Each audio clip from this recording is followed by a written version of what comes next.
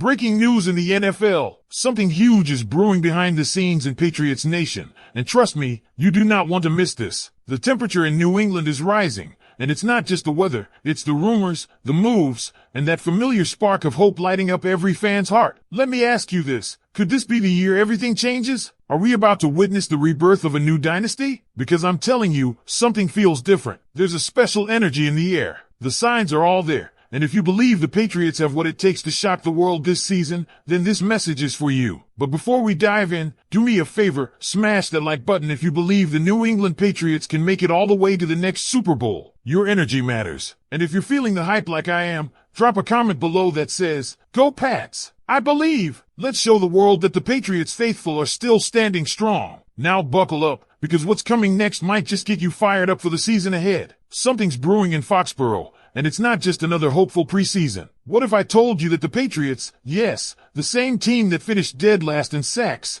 protected their rookie quarterback like a sieve, and fielded one of the league's most ineffective offenses in 2024, might actually be one of the NFL's biggest comeback stories in 2025? No, this isn't Madden. No, this isn't optimism for optimism's sake. This is rooted in cold, hard changes, roster decisions, strategic overhauls, and a reloaded team that has Pats Nation buzzing. So buckle in, because by the end of this breakdown, you just might believe this team isn't just going to compete, they might scare the AFC again. Let's start with the unit that was downright embarrassing last year, the pass rush. It wasn't just bad, it was the worst. 28 total sacks in 2024, dead last in the league. To put that in perspective, the Broncos led the NFL with more than double that amount, and while losing Christian Barmore to a serious blood clot issue explained some of the falloff, the rest of the defensive line was essentially invisible. Keon White led the team with just 5 sacks, and even that feels generous. The Patriots front office saw this glaring hole and went all in to fix it. 3 key additions: Milton Williams, Harold Landry, and Clavon Chaisson. Let's do the math. Their combined sack total last season? 19. That's just 9 fewer than the entire Patriots team. And guess who's back? Christian Barmore. Fully cleared. When healthy, this guy is a monster. 2 years ago, he posted 64 tackles, 13 for loss,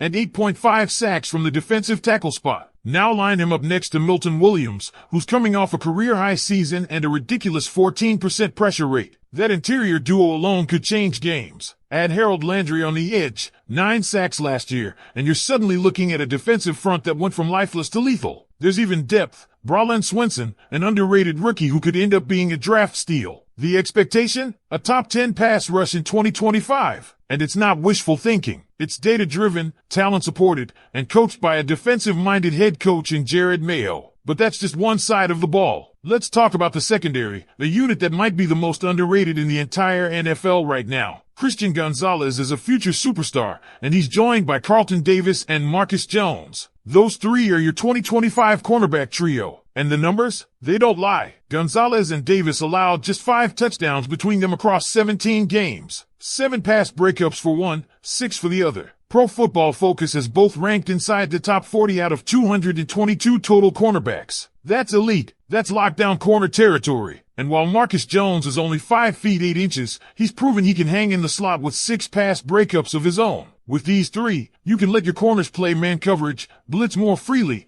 and put stress on opposing quarterbacks without constantly rolling extra safety help. Now let's get to what might be the most scrutinized group of them all, the offensive line. Patriots fans, brace yourselves, because 2024 was a disaster. Pass block win rate, 51%, second worst in the NFL. Run block win rate, 67%, again, bottom 2. Pressure rate allowed, 39%. That's 31st in the league. Drake Maye barely had a chance to breathe, let alone throw. But 2025? It's a new look and a new hope. Insert 4th overall pick Will Campbell at left tackle, Garrett Bradbury at center, and a hopefully healthy return from Cole Strange. You've also got Michael Onwenu holding down the right guard spot, and Morgan Moses coming over from the Jets to stabilize right tackle. It's not just about talent, it's about mentorship. Campbell and Moses are already developing chemistry, their lockers side by side, Moses guiding the rookie through every OTA, staying late after practice, answering every question. That's how you build trenches. That's how you build a wall for Drake Maye, a quarterback who, by the way, can create with his legs, extend plays,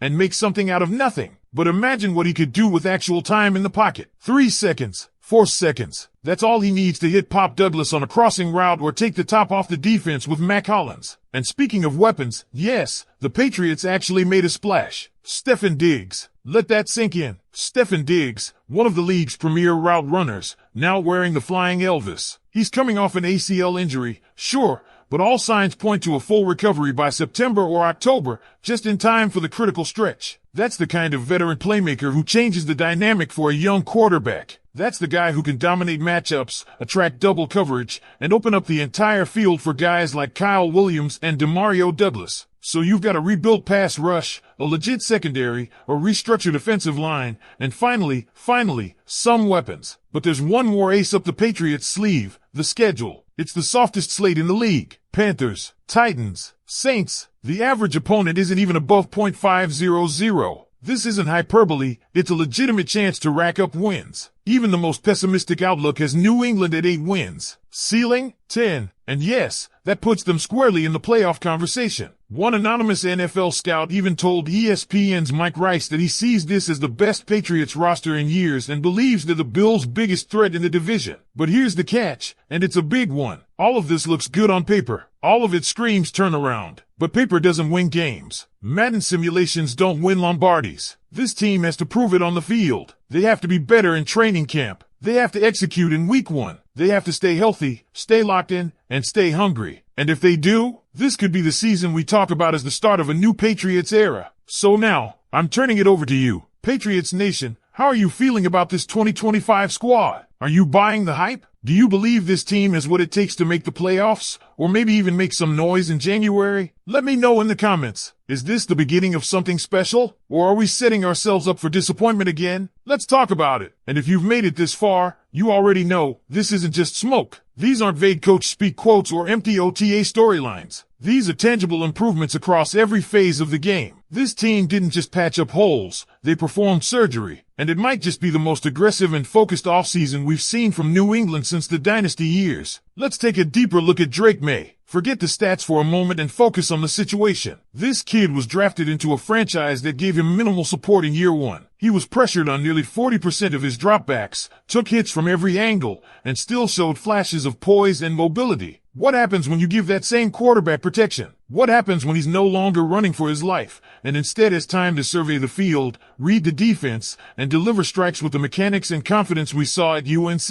You give him Diggs on the outside, Hollins as a big-body jump ball target, Pop Douglas working the intermediate game, and a potential breakout in Kyle Williams. You're talking about a quarterback who could go from surviving to thriving in one offseason. And look, we all know New England isn't known for flashy skill players. But this year's group might be different. It's not top-heavy, but it's balanced. You don't need Diggs to put up 1,500 yards. You need him to be respected, to draw attention, and to win in crunch time. That opens up windows for everyone else. And if Drake Maye starts connecting consistently, this offense could jump from the bottom tier to the middle, or even the top half of the league in productivity.